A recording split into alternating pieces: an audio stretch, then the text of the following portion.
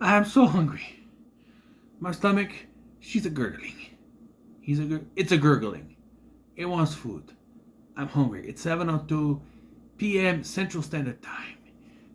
But I'm not done. I need to do one last ranking of 8 TV series at Disney Plus series.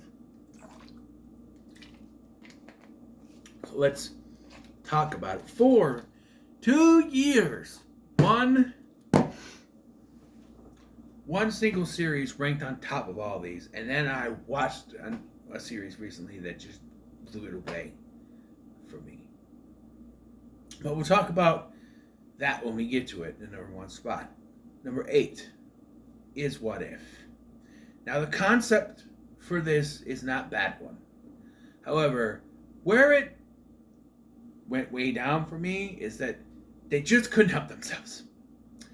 I stopped reviewing the episodes. So when I was reviewing the episodes, I was maybe 2 episodes away from the finale, which was the 2 pivotal episodes that connected it.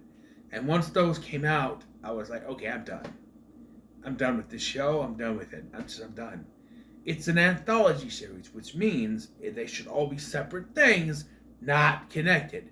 But the MCU just has to be the MCU and connected all the episodes together for one final battle in the last episode. And I went, why? The whole idea of an anthology series is that it's separate. You don't have to do that. Because now they have to figure out more stories to connect for a second season, which they're doing for some fucking reason. Apparently, there's going to be a 3rd season too. Maybe that'll be one of the best things of Phase 5. Who knows? But to me, them connecting it, having to connect it, put it way down at the bottom for me. If it was just an anthology series, it would be way up higher. But it pissed me off so much they felt that they had to connect it, even though it's an anthology series, and that itself means it should be separate. Just, didn't work for me. Number 7 is Miss Marvel, and while I enjoyed this show, this is the ones where I actually enjoyed the show and nothing really bad happened. I just felt like it wasn't aimed at me. My son enjoyed it. He had fun watching it because he's younger, but it's like a teenage crowd. He's 11. He's close. Sometimes too close. Sometimes I think too close. Only 2 years, not even 2 years, a year and a half. Like, he's going to be 12 in August. That's a few months away from now. And the next year he'll be a teenager, and I'm going to feel old. I still remember holding him as a baby. So I'm going to be old. I'm going to feel old. But anyway, this Marvel it's a high school show, which, it works. And it has a cool style until things start to get serious and that goes away, which I understand. It makes sense. The whole Bengal thing. And there's even an episode which travels back in time that just lost me. I'm like, what are we doing? India in like the 50s or the 60s or something? I don't know. It's like, what are we doing now? But it is enjoyable. I like the characters. It was fun. But it just wasn't for me, I guess. Number 6 is Hawkeye. And this one was kind of a disappointment because everybody see Hawkeye. They're bringing in Kate Bishop. But I felt like there wasn't enough focus on Hawkeye, strangely enough. Yeah, they stepped this whole thing about he wants to get back to his family, but Kate Bishop is the star. And for a show called Hawkeye, you think Hawkeye would be the star. But, well, Kate Bishop is Hawkeye. But it's not called Kate Bishop. It's called Hawkeye. And to the people who know the MCU, they know that Clint Barton is Hawkeye, Jimmy Renner is Hawkeye. While he's there are moments where everything in the plot just connects to her. Add on to the fact that they were building a spin-off of this character, Echo, and everything with her can just go fuck itself. I'm sorry, but I'm not interested in a show where it's going to be entirely... Okay? It's one thing if they had her where she can read lips, and so people can talk to her, and she can like nod, or go like this, or one of those deaf characters when you like to go to the bathroom or something. I don't know what that sentence came out of nowhere. Where they can still kind of talk, like Marley Matlin, she still kind of talks while she does it. But what she just goes, and you have to pay attention to the screen to see what's going on. And it's just like the Echo series is gonna flop. No one's gonna watch it. I guarantee it. And some of the worst parts of Hawkeye are that. Nothing against deaf people in any way, but I felt like if you're doing a TV show, maybe I don't know if the actress is deaf, so maybe that's another thing. I didn't look that up, so don't hate me on that. But I feel like if you're going to have a deaf character, try to do something so that the people who don't want to sit there and read like it's a foreign film, you know, because some people like to put these on in the background with a cleaning or something, and when they have to sit there and watch, that's why I don't watch foreign films. You know, why those Godzilla films were hard to get through. You know what I mean? Because some of them were just in Japanese with subtitles. I have to read. My eyesight's not so good anyway. You know that from some videos. You know, when I record the My GFs, I have to sit up right near where the TV is so I can read the emails. You know what I mean? But yeah, number 5 is She-Hulk Attorney at Law, and I don't get to hate for this at all. As a massive Hulk fan, I like this. People are like, this is not for Hulk fans. If you're a Hulk fan, you have to hate this because this is not for Hulk fans. I'm a big Hulk fan and I hate this. Good for you. But as a Hulk fan, I think this worked. I think it made the choice they did for what they did with the Hulk in Endgame a little bit better. You know, they try to explain it more. You know, where he became one with himself. It took him years, and she's just right away. I like the comedy side of this. The whole thing in the end where it subverts your expectation, where you think you'll have this big showdown, you know. And okay, I'm confused, right? Because in my review for this, I said that Hulkling was in this. The scar was Hulkling, but it's not. It's different. And then people were saying, "Oh, it's Ronnie from Baywatch." No, that's Hulk King, not Hulkling. And okay, so where's Hulkling gonna come in? It's another character. It's on the LGBT scale, which is like that's fine, but do we need to keep on adding those kind of characters to this world? Like, after a while, not everyone needs to be that. I'm all for more equality and stuff like that, but I don't know where I'm going with that. But yeah, this was fine. I actually really enjoyed this. Number 4 is going to be Loki. Now, to be honest, I haven't watched it in a while. This was back when it first came out, but I enjoyed it. I had some issues. I was a little iffy on it. I don't think I ever reviewed this. I think this is when I stopped doing the Marvel Mondays, which I was trying to keep doing, but I ran out of stuff to do, you know?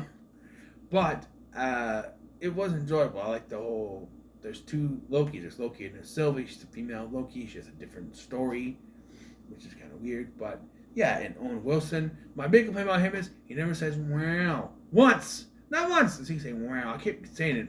Wow. He doesn't say it. He doesn't say it at all. Not once. Not one time. Not one time. Not one time. Not once. Not one time. I'm thinking this cage for you. But yeah, I think it's fun. I think it's a fun show. Can't wait for season 2. Introducing Kang, or He Who Remains, was cool. Kind of interesting. We haven't gotten any really crossover from this. People thought he was going to show up in Multiverse of Madness. Excuse me. Endgame started this. That's another one where Loki died, and they already announced the series. Like, wait, how are they bringing it back? So they had that whole little thing where he was not Loki, so he's not fully, redeemed like that Loki was. But by this point, there was no crossover in Multiverse of Madness like people thought there was, because felt like it was connecting this Spider-Man No Way Home and the Doctor Strange character together, and he wasn't there. There was no crossover at all. And then people were like, "Oh, Quantumania, he's going to show up," and I don't know if they do necessarily because I haven't seen it, but yeah, I don't know. But I'm interested in season 2, so there's that. Number 3, Falcon and the Winter Soldier, and there was a bunch of hate for this. They're like, "Oh, it's boring. The villains suck." The villains are not the best because they made up that Zemo was going to be the villain, and he's not. He's sort of an anti-hero here. And I'm a little confused why he's not going to be in the Thunderbolts. he's supposed to be like the leader, right? And then they say that Bucky's gonna be the leader, and it's like, but no, he shouldn't be, but he is. But I liked the story they were telling. They were showing us more of Falcon's home life, what's going on with Bucky and his, you know, redeeming himself for all the bad that he did. And they introduce another Falcon that's going to come in there.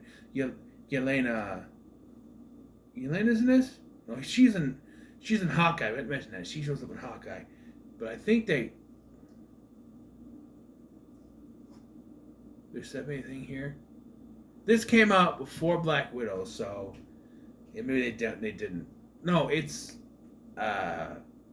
Sharon Carter.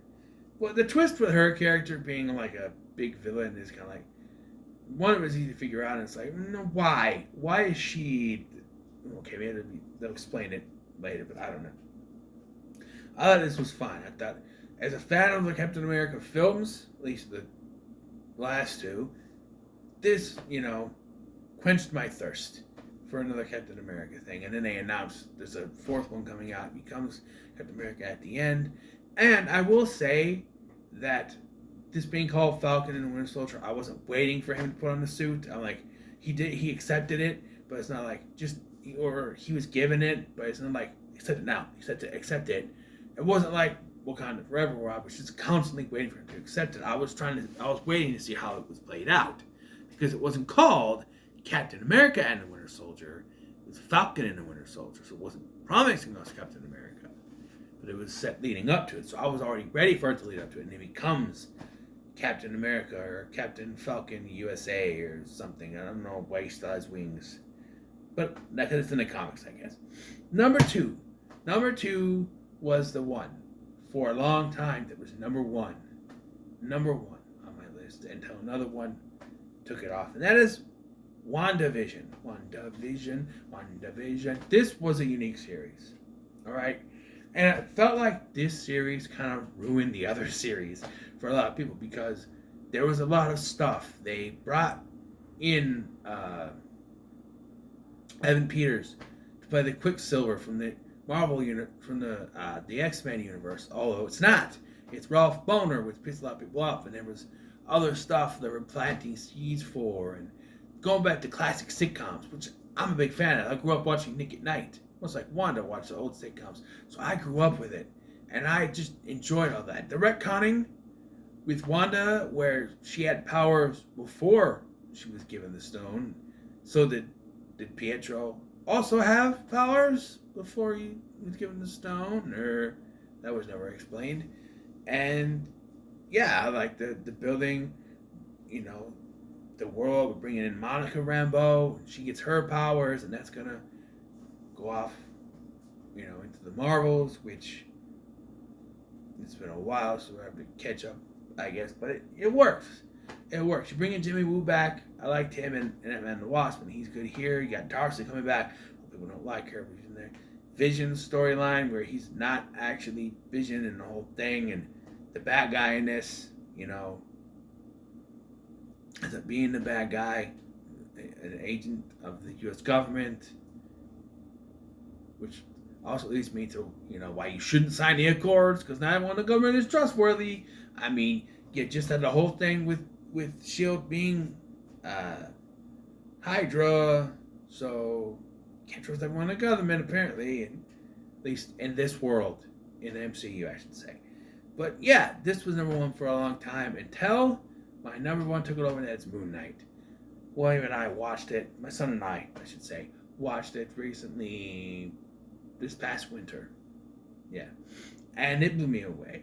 This story with a guy struggling with multiple personalities and trying to figure out what is real. It is confusing as all hell, but it's an interesting story. Trying to figure out what is real and what is not.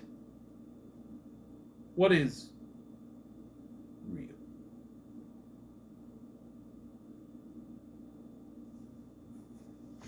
Take the red pill, take the blue pill, and put them together, who cares? The whole thing with, the alternate personalities. And the whole time I'm saying there has to be a third piece in that personality. They both black out. There has to be a third one. And they introduced that at the end. Still serving Kyonshu. So I hope there's a season 2. I hope there is, because I want more of this, man. Oscar Isaac is fantastic. And I think that Ethan Hawke was good as the villain. Yeah, great action scenes. The soundtrack with